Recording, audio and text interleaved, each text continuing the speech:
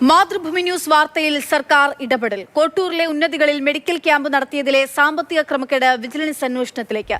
കുറ്റിച്ചൽ കുടുംബാരോഗ്യ കേന്ദ്രത്തിലെ സാമ്പത്തിക ക്രമക്കേടും കോട്ടൂർ ഉന്നതികളിലെ ജനങ്ങൾക്ക് ലഭിക്കുന്ന ചികിത്സയിലെ അപര്യാപ്തതയും മാതൃഭൂമി ന്യൂസ് വാർത്തയായി നൽകിയിരുന്നു. വാർത്തയ്ക്ക് പിന്നാലെ മന്ത്രി കെ തുളസിയും നടപടിയുണ്ടാകുമെന്ന് ഉറപ്പു നൽകിയിരുന്നു.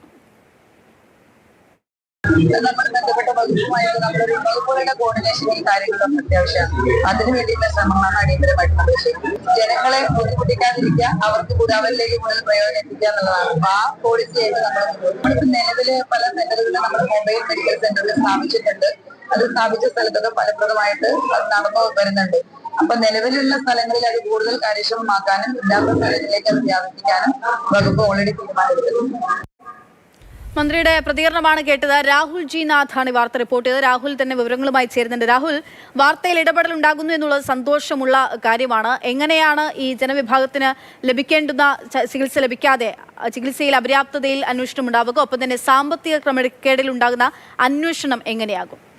അക്ഷയ, രണ്ട് വിഷയങ്ങളിലാണ് മാതൃഭൂമി ന്യൂസ് ഇതുമായി ബന്ധപ്പെട്ട് വാർത്ത നൽകിയത്. ഒന്ന്, കുറ്റിച്ചൽ കുടുംബാരോഗ്യ കേന്ദ്രത്തിൽ ഈ മെഡിക്കൽ ക്യാമ്പ് സംഘടിപ്പിക്കുന്നതുമായി ബന്ധപ്പെട്ട സാമ്പത്തിക ക്രമക്കേടാണ്.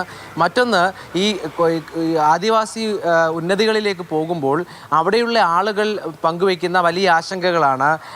അവർക്ക് ആശങ്ക പങ്കുവയ്ക്കാൻ ലഭിച്ച വേദിയിൽ അവർ അത്രമാത്രം വൈകാരികമായാണ് പ്രതികരിച്ചത്. അപ്പോൾ ആ രണ്ട് വിഷയങ്ങളാണ് മുന്നിലേക്ക് വെച്ചത്. ഇതിൽ മുൻപ് നൽകിയ പരാതിയിന്മേൽ എന്തായാലും ഇപ്പോൾ ഈ കുറ്റിച്ചൽ കുടുംബാരോഗ്യ കേന്ദ്രത്തിൽ നടന്ന സാമ്പത്തിക ക്രമക്കേട് ുമായി ബന്ധപ്പെട്ട വിഷയത്തിൽ വിജിലൻസ് അന്വേഷണം ഉണ്ടാവുകയാണ്. അതിൻ്റെ ഉത്തരവാണ് ഇപ്പോൾ എന്തായാലും സർക്കാർ പുറത്തിറക്കിയിരിക്കുന്നത്.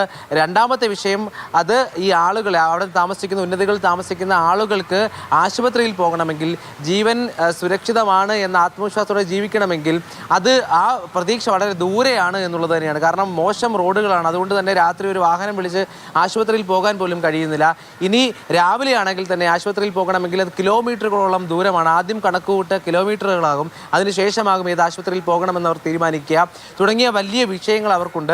ആ ഘട്ടത്തിലാണ് ഈ വിഷയം മന്ത്രിയുടെ ശ്രദ്ധയിലേക്ക് എത്തുന്നത്. ആ ഘട്ടത്തിൽ മന്ത്രി കെ തുളസി ഇതുമായി ബന്ധപ്പെട്ട് നടപടി ഉണ്ടാകുമെന്ന് പറഞ്ഞു. മൊബൈൽ ഈ വൈദ്യസഹായം നൽകാനായി മൊബൈൽ യൂണിറ്റുകൾ, ട്രീറ്റ്മെൻറ്റ് യൂണിറ്റുകൾ സദാസമയം സജ്ജമായിരിക്കുമെന്ന് ഉറപ്പും നൽകിയിട്ടുണ്ട്. അപ്പോൾ ഈ വാർത്തയുമായി ബന്ധപ്പെട്ട് മന്ത്രിയുടെ ഇടപെടൽ ഉണ്ടാകുന്നു. മന്ത്രി അത്തരത്തിൽ കൃത്യമായി ഈ വാർത്തയിൽ നമ്മൾ മുന്നോട്ട് വെച്ച കാര്യങ്ങൾ അതിൽ കഴമ്പുണ്ടെന്ന് ബോധ്യപ്പെടുന്നു, കൃത്യമായി പ്രതികരണം നടത്തുന്നു. ഒപ്പം തന്നെ ഈ കുറ്റിച്ചൽ കുടുംബാരോഗ്യ കേന്ദ്രവുമായി ബന്ധപ്പെട്ട് ഈ കണക്കിൽ വലിയ വ്യത്യാസങ്ങളുണ്ട്. ആ കണക്കിൽ എങ്ങനെ വ്യത്യാസം വന്നു എന്ന സംശയം മാതൃഭൂമി ന്യൂസ് പങ്കുവച്ചതുപോലെ തന്നെ അതേ സംശയം പട്ടികഗോത്ര വർഗ കമ്മീഷനും ഒപ്പം ഇപ്പോൾ എന്തായാലും സർക്കാരിനും അത് ബോധ്യപ്പെടുകയാണ്. അങ്ങനെ ഉത്തരവ് എന്തായാലും പുറത്തിറങ്ങുകയാണ്. നമ്മൾ മുന്നോട്ട് വെച്ച ആശങ്ക അത് ഈ ഉന്നതികളിലെ ജനങ്ങളുടെ ആശങ്കയാണ്. ആശങ്കയ്ക്ക് അടിയന്തരമായ പരിഹാരം വേണമെന്ന ആഗ്രഹത്തോടു കൂടിയാണ് വാർത്ത പങ്കുവച്ചത്. അതിലെന്തായാലും ഒരു അന്വേഷണം ഇപ്പോൾ എന്തായാലും നടക്കാൻ പോവുകയാണ്.